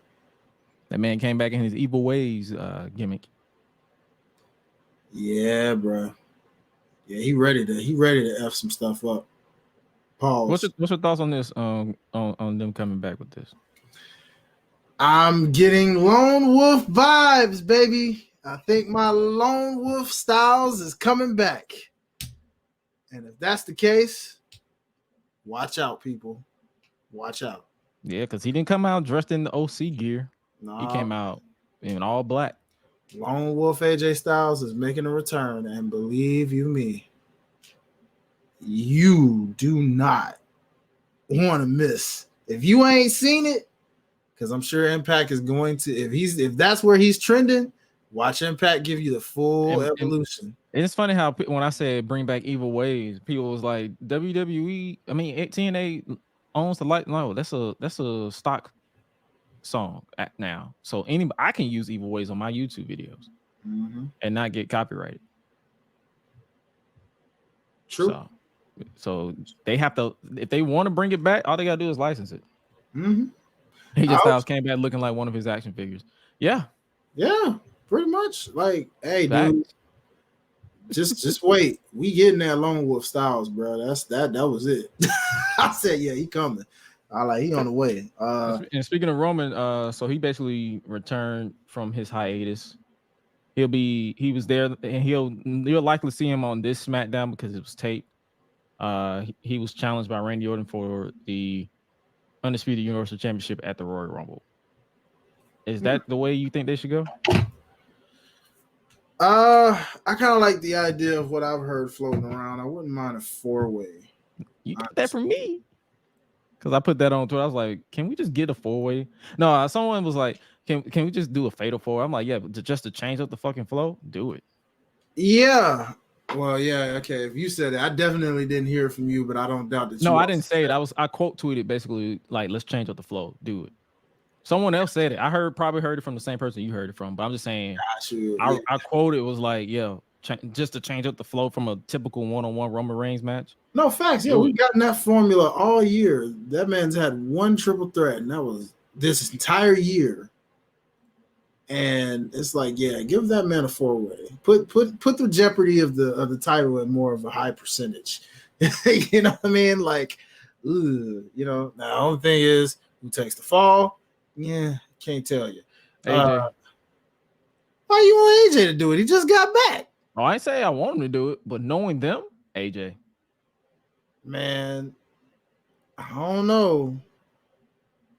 Something tells me it would be Somebody's LA gonna Knight. take the fall. I'm not gonna say it's gonna be clean because you already know a Roman match is not gonna be clean. Yeah, I feel like it'd be LA Knight. Again? Maybe Orton. I mean, yeah, that's the beauty behind it. It's like you don't know, but at the same time, I wouldn't be surprised if either one. Roman ain't losing that title at the Royal Rumble. Would I like to switch up like a surprise title change? Sure. Will it happen? No. No. We would all love that. Under any other circumstance of any other champion, of course, that's possible. Or all of them. Oh, like a stack them and pin them kind of thing. You want to do 4 people to be stacked and pinned?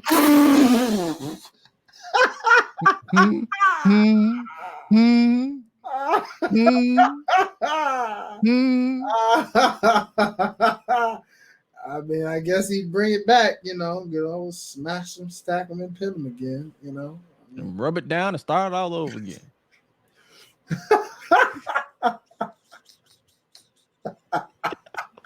Man, let's get out of here.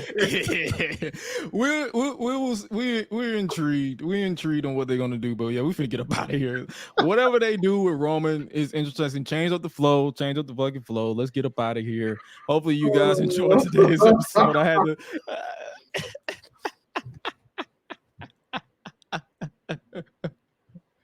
stacking and pinning 4 people is nasty work.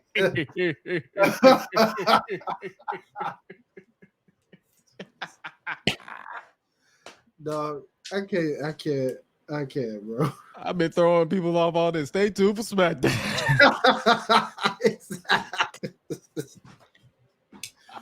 Exactly. Yeah. Shout out to Deshaun for being our extended producer and assist with that one. Yes.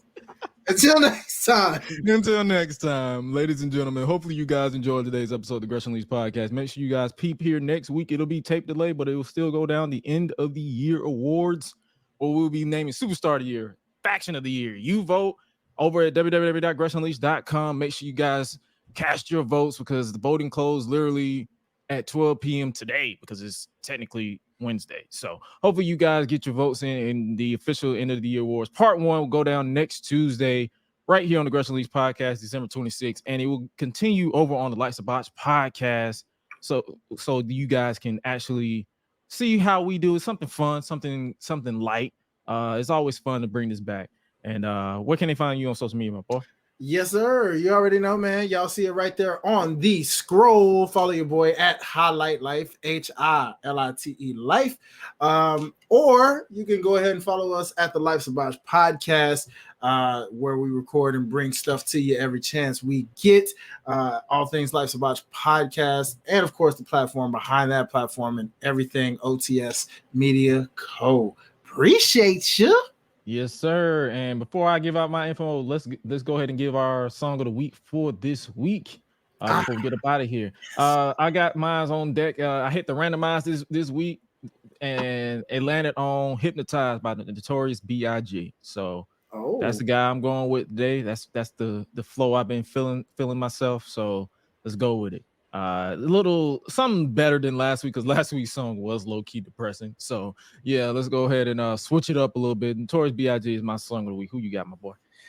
Okay, so I'm gonna go with my boy Scarface and Tupac with Smile. Heard that when I was driving through and riding. It was a nice little rainy night in Georgia. Had that song randomly come to my head and just played it. And I was like, oh yeah, this is a vibe. I just kept playing it over and over. So Scarface, Smile. That's your boy. Song of the week pick this week. Yes, sir. And then obviously, if you haven't already followed us on social media, that's where you're going to find our song of the week that'll be uploaded on all social media platforms. And make sure you guys stick tuned to www.gressunleashed.com or at Gresh Unleashed or Gresh Unleashed Pod on YouTube. yo, you guys' support this year has been something serious and something highly appreciated. And hopefully, the next episode, hopefully you guys continue that support into the new year of 2024. It's to be determined on if we'll do a post show for World's End. We might do it, we might not. If we're both watching it, to be determined. We'll more likely make a social media post if we end up doing it. With that being said, you guys stay safe out here in these streets, and remember to always eat, sleep, flex, and repeat. Take care, you guys, and we'll catch you on the next one. Y'all be breezy. Deuces. Ooses. Yeet.